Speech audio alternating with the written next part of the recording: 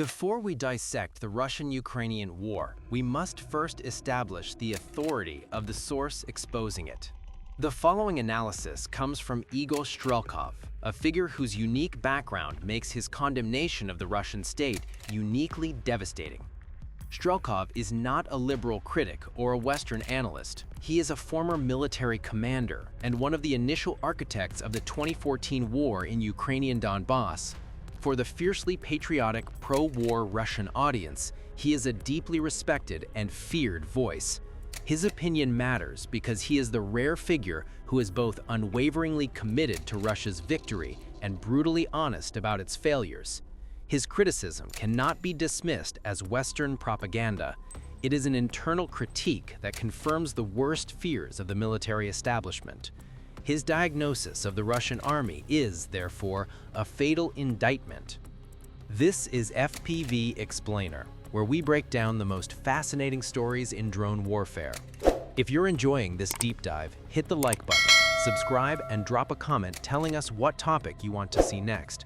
Your feedback shapes our future videos and keeps us bringing you clear, detailed analysis from the front lines. The core of Strelkov's analysis is an inescapable judgment. Russia's failure in this war is not a matter of bad luck, but a direct, unforgivable consequence of strategic incompetence and corruption at the highest level of command. He argues that the very foundation of the war effort is rotten, proving that the Kremlin has abandoned all rational military strategy in favor of political theater. The indictment begins with the war's initial premise.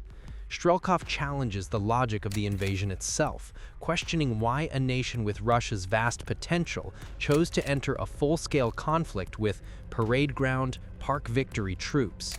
He demands to know who will be held responsible for the initial catastrophic military plan that led to serious defeats, failures, and enormous losses. For the fiercely patriotic pro-war Russian audience, he is a deeply respected and feared voice. His opinion matters because he is the rare figure who is both unwaveringly committed to Russia's victory and brutally honest about its failures. His criticism cannot be dismissed as Western propaganda. It is an internal critique that confirms the worst fears of the military establishment. His diagnosis of the Russian army is, therefore, a fatal indictment. The criticism then moves to a strategic, quantifiable level.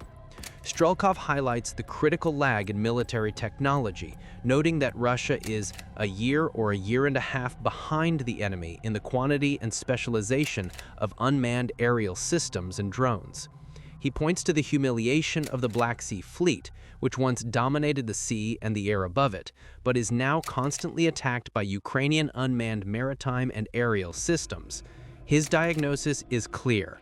The high command is technologically inept, and their failure to adapt to modern warfare has cost the country its strategic initiative. Strelkov concludes that this strategic failure has created a terrifying, unresolvable dilemma. Since the military is structurally incapable of achieving a decisive victory, a victory that would require mobilizing the entire economy and nation, the leadership has resorted to a suicidal, self-exhausting attrition.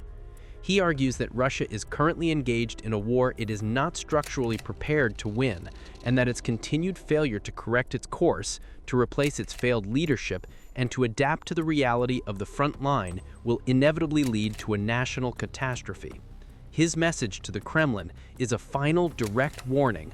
Unless there is a radical change in strategy and personnel, Russia is on a clear path to defeat and internal chaos. We have established the catastrophic failure of Russia's high command to lead, but the true tragedy of the war lies in the tactics they force upon the soldiers on the front line. The Russian army is trapped in a self-destructive, suicidal war of attrition, a tactical dead end where the pursuit of negligible gains guarantees maximum, unsustainable losses. This is the mechanism by which the Russian state is consuming its own military potential.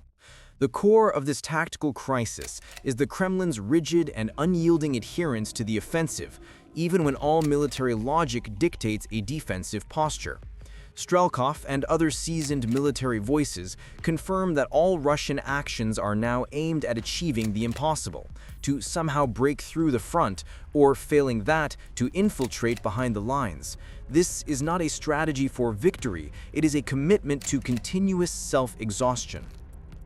The High Command refuses to admit that the war has settled into a defensive stalemate and instead forces troops into offensive actions that serve no purpose other than to uphold a lie.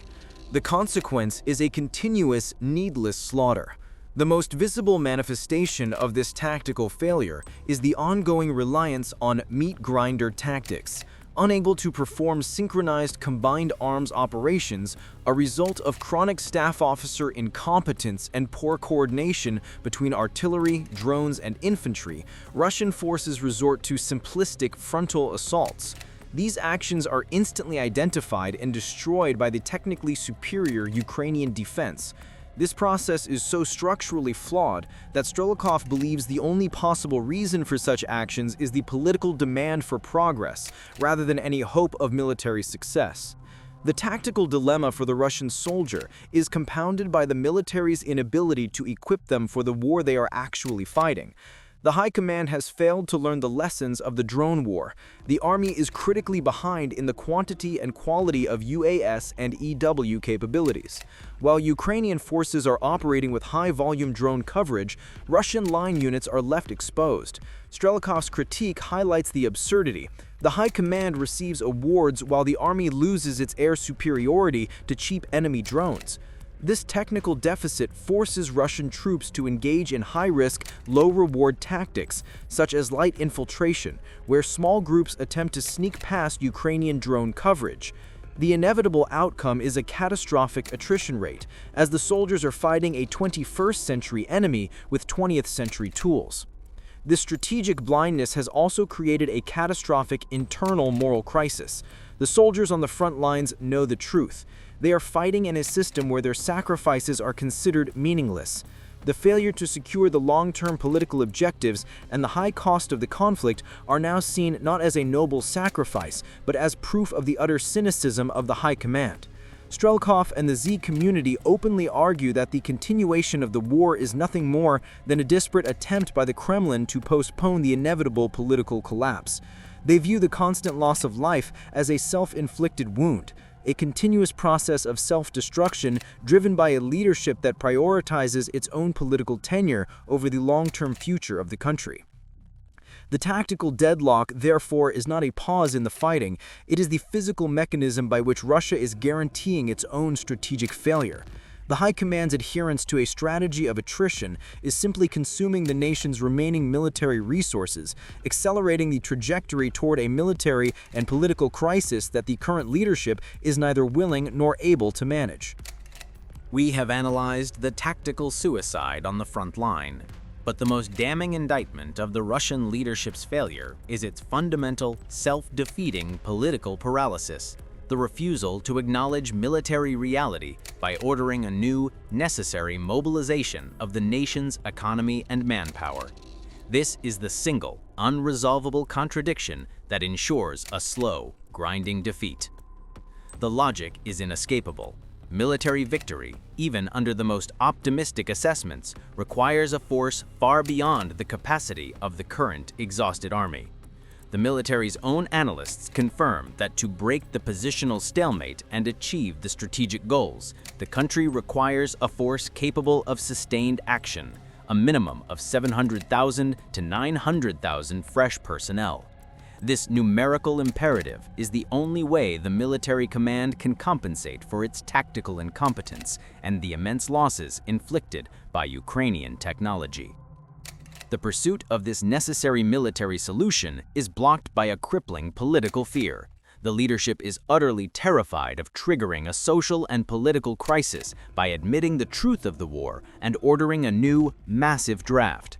They understand that mobilizing the economy and society would shatter the carefully constructed facade of normal life, leading to widespread domestic discontent and potentially destabilizing the regime. Their choice is clear. They prioritize the survival of the political elite over the military success of the state. This political cowardice ensures that the military problem remains unaddressed, trapping the army in a state of perpetual attrition. This moral bankruptcy is accelerating the decay of the professional army. The leadership is maintaining the illusion of a robust military by engaging in a systematic betrayal of its own soldiers. The lack of political will to order a new draft means the state must illegally retain its most combat-experienced personnel. This perpetual service forces soldiers whose contracts have expired to remain on the front lines without rotation. This moral and legal injury creates a core of deeply demoralized, exhausted, and angry veterans who know they are being sacrificed to maintain a political lie. The consequences of this are simple. Should the mobilization decree ever be lifted, this core of experienced personnel will abandon the ranks, instantly plunging the military into an even deeper crisis of experience and expertise. Furthermore, paralysis extends to the very sinews of the war effort, the economy and logistics. The military requires a complete overhaul of the defense industry and the allocation of massive resources to counter the technological lag. Yet the leadership is unwilling to seize the assets of the oligarchs or fully nationalize industrial production, fearing the financial and political backlash. Instead, they allow the army to be sustained by a patchwork of volunteer funding and market-based procurement, a chaotic and inefficient system that guarantees a critical deficit of necessary equipment like drones and anti-drone warfare tools. The refusal to implement total mobilization, not just of people, but of industry, is a profound strategic failure. It proves that the government is incapable of taking the necessary steps to secure victory, and this structural flaw is the single greatest reason the war remains unwinnable. The political decision to not mobilize is the most critical strategic choice of the year. It confirms that the Russian leadership is trapped in a dilemma of its own making, facing a painful political reckoning that it is delaying at the expense of its own military strength. The war continues not because Russia is strong, but because its leadership is politically weak. We have analyzed the strategic paralysis and the internal military decay consuming the Russian state, but the consequence of this failure extends far beyond the front lines, manifesting as a profound and irreversible geopolitical humiliation that has stripped the Kremlin of its allies, its economic markets, and its claimed status as a global power. The war's systemic failure has been interpreted by the world not as strength, but as terminal weakness. The most visible sign of this geopolitical collapse is the paradigm shift in Russia's own backyard, the former Soviet states. The military's prolonged failure in Ukraine has dissolved the authority that Moscow once took for granted. The initial failure of the invasion was quickly followed by an exacerbating parade of betrayal, where traditional allies have publicly and privately distanced themselves. Kazakhstan has openly joined the sanctions front, inspecting goods from China destined for Russia, a direct and humiliating challenge to Moscow's logistical lifelines. Armenia has all but abandoned the Russian-led CSTO security pact, turning instead to the West, to the United States and France, for security guarantees. Even Azerbaijan, sensing Moscow's diminished capacity, now acts with brazen assertiveness, undermining Russian influence in the Caucasus. This entire geopolitical sphere, once under Moscow's iron fist, is now rapidly aligning with other, stronger powers, proving that the fear of Russian power has been replaced by contempt. This regional humiliation is amplified by the sheer economic collapse of Russia's global standing. The leader's aggression forced the irrevocable loss of the European energy market, the single greatest source of hard currency and the very foundation of Russia's stability for decades. This financial hemorrhage is so severe that Gazprom, once the symbol of global Russian power, is now a shadow of its former self, trading its influence for massive losses and institutional decay. The attempt to compensate for this loss by pivoting east has resulted in financial vassalage to China. Russia has not gained a partner, it has gained a demanding master, compelled to sell its resources at massive deep discounts and accept payment in a foreign currency, effectively sacrificing its national financial sovereignty for short-term military funding. Furthermore, The war has achieved the exact opposite of the leader's main strategic goal concerning NATO. His central stated foreign policy goal was to push the alliance away from his borders. His aggression has resulted in the permanent, undeniable expansion of NATO, bringing Finland and Sweden into the alliance and cementing a massive new border that the Kremlin must now defend. This strategic failure is permanent, non-negotiable, and has armed Russia's rivals with a renewed purpose and a massive military mandate. The final element of this geopolitical decay is the total loss of moral authority on the world stage. The leader's image is no longer that of a shrewd global player, but of a disgraced, isolated pariah. The war against Ukraine is not merely a military conflict, it is a moral crime that has earned the Russian state international warrants for war crimes. The vast majority of the civilized world has condemned the aggression, and the international stage views Russia not as a great power, but as a reckless actor that poses a direct threat to global stability. This geopolitical isolation means that the Kremlin has no one left to turn to for political or financial rescue. This collapse of influence is a clear and final verdict on the leader's reign. The cumulative effect of these geopolitical blunders ensures that Russia is fighting not just against Ukraine, but against a unified world that is actively facilitating its defeat. We have meticulously analyzed the systemic failure on the front lines, the strategic paralysis of the high command, and the moral bankruptcy consuming the Russian war effort. Now, we must confront the terminal conclusion. Russia's trajectory is fixed towards defeat, and the geopolitical consequence of that defeat is the structural disintegration of the state.